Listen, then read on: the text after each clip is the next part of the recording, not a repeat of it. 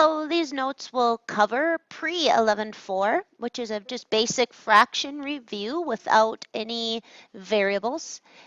And I will also cover 11.4a. So we're going to do a pre-section and a section on this video. So addition and subtraction are among the hardest things to do with polynomials, because if you remember back to elementary school, that when you're adding fractions and subtracting fractions, things are cut into pieces. And for you to discuss putting them together, the pieces actually have to be cut the same size. So when we're talking about adding 2 11ths plus 3 11ths, it's like a pizza's cut into 11 pieces, and you eat 2, and then you eat 3 more, and when you're done, you will have eaten 5 of the 11 pieces. So you'll notice that when we have like denominators, we basically just keep it, and then we add or subtract the tops, whatever's being indicated by the problem. So you keep the denominator and you add or subtract the numerators. So on letter B here, again, it's all about what's on the bottom and how many pieces it's cut into. And this one's cut into 9 pieces. So I have 8 of them and I remove 2 of them, which gives me 6 of them. And then I need to simplify when I'm done by knocking out a common factor of 3 on the top and a common factor of 3 on the bottom, leaving me with a fraction of 2/3. So adding and subtracting fractions without variables and polynomials in them is fairly straightforward. If the denominator's the same, we simply keep it and add the tops. Well, what if we have unlike denominators? Then what do? Well, for sure, we don't add them up. So on this one, when we have 7/16 plus 1/16, what I need to do is make sure that I get a common denominator. And the easiest thing to do to get a common denominator, let's go write that on here, we need to get a common denominator. Oftentimes, that will be called the LCD. It's the smallest thing, least, that both numbers, or 3 or 4, however many things you're adding up, goes into. And when we start having algebraic expressions, it is really important that you find the smallest thing. So a lot of times you'll be told to just multiply the denominators to get an LCD, but that won't give you the smallest. What is best to do is to grab the larger of the 2 denominators and keep doing multiples of it until the smaller one fits in. So I'm focused on the 16. Does 6 go into 16 evenly? No. So then I do the next multiple of 16. I do 2 of them, which is 32. Does 6 go into 32 evenly? No. So then I do the third multiple of 16, which is 48. Does 6 go into 48 evenly? And the answer is yes. That process of grabbing the larger one and basically pumping it up or doing multiples of it until it contains the smaller one will always get me my LCD. You'll notice if you multiply those two, you get a 96, and that is not the smallest thing. So, and it'll require some simplification at the end if you use that. So we're going to use 48. What I now need to do is make sure that whatever I've done to the bottom, I need to do to the top. So since I'm tripling the bottom to get a 48, I will triple the top, which will give me 21. Those are equivalent fractions. 21 over 48 simplifies to 7/16. To get from 6 to 48, I'd multiply by 8. So I need to do that on the top as well. Now that I have a common denominator, I keep it and I add up the tops, just like I did up here. So let's move on to number 8. You'll notice that here's a little trick, if what's on the denominator does not share any factors, like for example, on number 7, 16 and 6 share a 2. But on number 8, 6 and 5 don't share any factors. Then the smallest thing that they both go into is what you get when you multiply. In this case, it'd be a 30. 30 is the smallest thing. That a lot of times you can just see it. But keep in mind, once you're pumping up those bottoms 5 times as big, you'll have to eat 5 times as much to keep it in balance. On this bottom, I'm pumping it up 6 times as big, so I'll have to eat 6 times as much. Pump up the tops. What that gives me when I keep the bottom and add the tops is 40, whoops, not 47, would be 37/30ths. And you can go ahead and leave that as long as it is simplified and nothing goes into 30 that also goes into 37. So it's done. What do I do with subtraction? The exact same thing. I need an LCD, and my LCD is not 60 because those share a factor of 2. So what I do is I take 10 and I ask myself, does 6 go into it? No. I do the next multiple of 10, which is 20. Does 6 go into 20? No. I do the third multiple of 10. 10 times 3 is 30. Does 6 go into it? Yes. That means I have found my LCD. And so on the bottom over here, I'm going to convert these into 30 pieces. And now I just need to change the tops. I'd multiply this by 5 and this by 5. There's my 30 on the bottom, and I'll pump it up to 35 on the top. This one's getting tripled to get to 30, so I'll triple the top for a 21. Now I keep the common denominator and I subtract the tops. 35 minus 21 is 14. These are both even, so I need to simplify it. Taking a 2 out of each is 7/15. And you might be thinking you already know how to add and subtract fractions, so perhaps we're wasting a day, but it's really not the answers that we're concerned about in this review. It's the process of finding, because the minute we start throwing x's in here and x squared plus 1s and all that, our process isn't going to change. They just become a lot more difficult to find and maximize that LCD that we're working with. So let's go to 23. Again, I need a common denominator between these two. So I focus on the 20. Does 8 go into 20 evenly? No. I double that to get a 40. Does 8 go into 40 evenly? Yes. I have just located my LCD. I'm going to be converting these into 40 slices, which means this is getting doubled, so I need to be consistent and double the top. The bottom's getting multiplied by 5, so I need to be consistent and do 5 times on the top. When I'm all done, I keep the common denominator and I subtract the tops. 22 minus 15 is 7. That does not reduce as 7 is prime, so it's done. 2 more. Number 30, LCD. Let's pick up the pace. Does 6 go into 10? No. Bump it up to 20. Does 6 go into 20? No. Bump it up to 30. Does 6 go into 30? Yes. I will stop. I have just located my LCD. 5 times on the top. Tripling the bottom, tripling the top. I add them up to get 28 over 30, and I need to simplify that. They are both even, so I can take out a 2, leaving me with 14/15. And that's the simplified answer. I'd like you to try number 34 here on your own. And again, these are problems off your worksheet. That's why they're labeled so goofy. But for number 34, you go pause the video and try it on your own. Meanwhile, I'm in search of my LCD. Does 8 go into 12? No. 2 12s gives me 24. Does 8 go into 24? Yes. So I'm going to stop. I have located my LCD. I need to double the bottom to get 24, so I'll be consistent and double the top. I need to triple the bottom to get 24, so I'll be consistent and triple the top. Once I have a common denominator, I keep it and I subtract the tops. And that's how we work with fractions.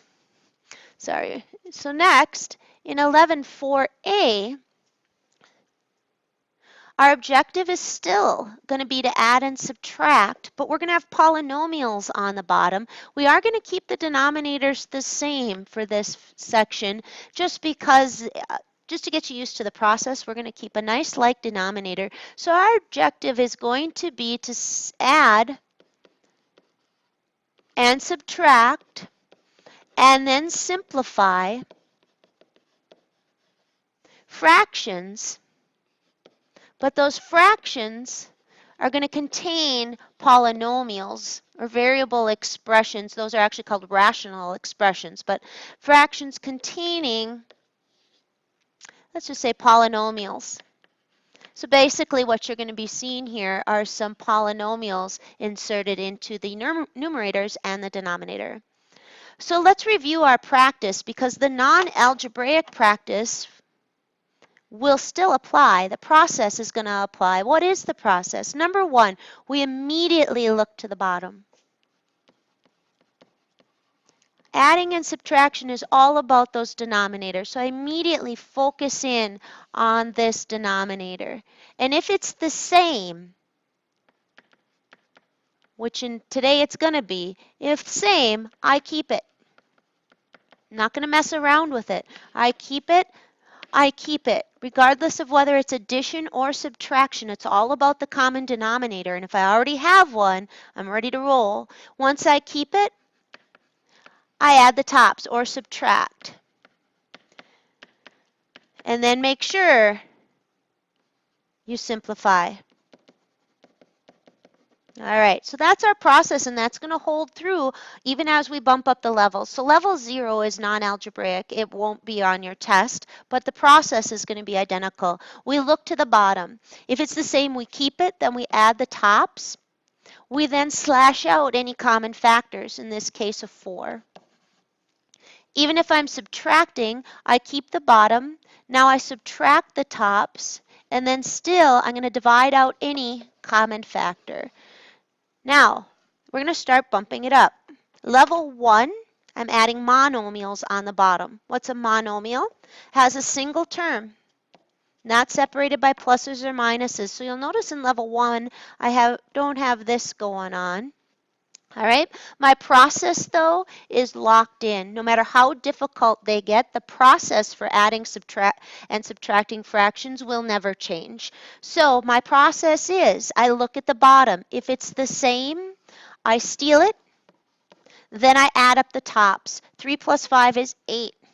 When I'm done, I simplify it as much as possible, which basically means just simplify the fraction. I can divide out a 2 and a 2, leaving me with 4 over x. Notice I've got an excluded value here. X can't be 0. Next one in level 1, I immediately go look to the bottom, and it's the same, so I keep it. And then I add the tops. I've got 5 plus x minus 5. On the top, 5 minus 5 is 0, and that gives me x over x, which gives me 1.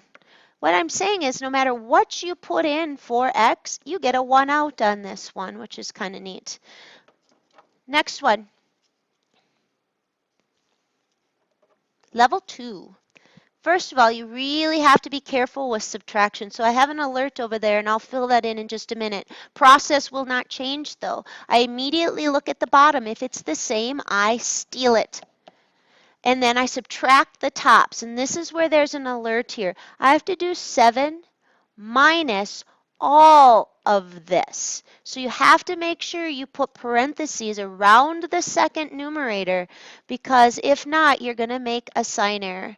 So I'm subtracting that entire chunk of stuff. What that means is when I distribute this negative in, I end up on the top getting 7 minus 3m, and it's actually a minus 1 because I was subtracting it. So remember, it takes those two negatives to make a positive. So since on both of these I have minus just once, they both become minuses.